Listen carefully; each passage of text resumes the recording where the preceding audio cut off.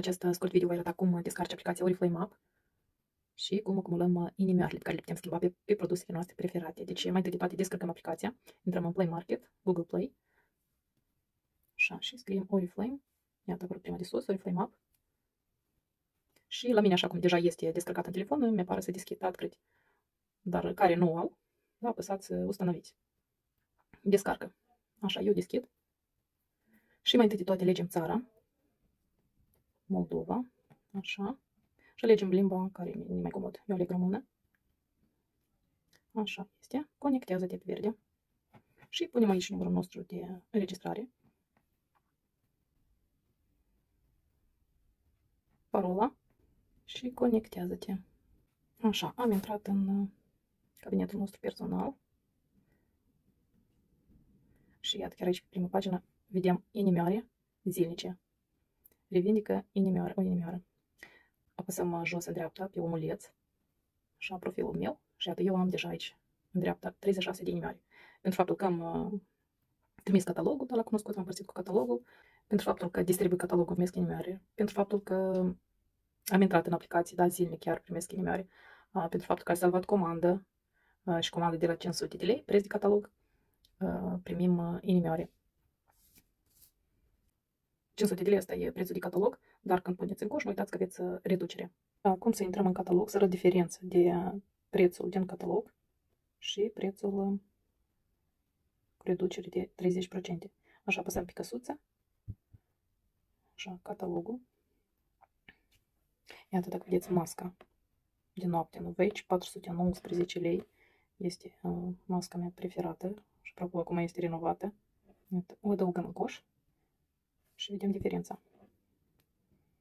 Iată, cu 293 de lei. De la 419 cu minus 30% reducere, o luăm cu 293 de lei. Este un preț foarte bun. Îi dau o dată înapoi. Inimioare zilnice. Revindică recompensă. Vizitează aplicația Oriflame în fiecare zi pentru a revindica inimile. Apăs aici. Iată, colecția zilnică de inimi. Începe ziua cu o colecție de inimioare. Erau 36 și acum sunt 37 de inimi. Deci asta zilnic, pentru că noi intrăm în această aplicație, zilnic ne dă câte o inimioară. Și recompense, iată ce putem, care produsele putem lua cu inimioară. Da, de la 100 de inimioare, dacă acumulăm, putem să luăm balzamul Tendercare cu doar 9 lei, masca de mâini cu doar 15 lei, iată la 100 de inimioare toate produsele. Și produse foarte bune. Iată, de la 200 de inimioare. Deci, iată, aici avem cheltuiți și răsfățați. Vă plasați o comandă de peste 500 de lei pentru a obține recompense mai mari și mai bune. Câștigă 100 de inimioare. Mai mulți prieteni, mai multe recompense. Invită un prieten să plaseze o comandă și primește 10% în valoare de din valoarea comenzilor lor la fiecare achiziție pentru totdeauna. Și câștigi 100 de inimioare. Deci 10% de la comenzile lor pentru totdeauna și 100 de inimioare. Dacă sunteți abonat cu Willosophy, vitaminele noastre pentru sănătate, iată, creați un abonamentul Willosophy, astfel încât să nu rămâneți niciodată fără produsul preferat.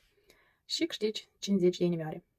Dublați-vă recompensele, încurajează-ți recomandările să plaseze comenzi de peste 500 de lei în primele lor 4 cataloge pentru a debloca recompense reciproce și aici câștigi 200 de inimioare, da? Pentru faptul că inviți prieteni și acest prieten plasează comenzi de 500 de lei în primele lor 4 cataloge și câștigi 200 de inimioare. Este un joc foarte atractiv să strângem aceste inimioare drăguțe și cu care le putem schimba pe produsele noastre preferate. Jucați și câștigați!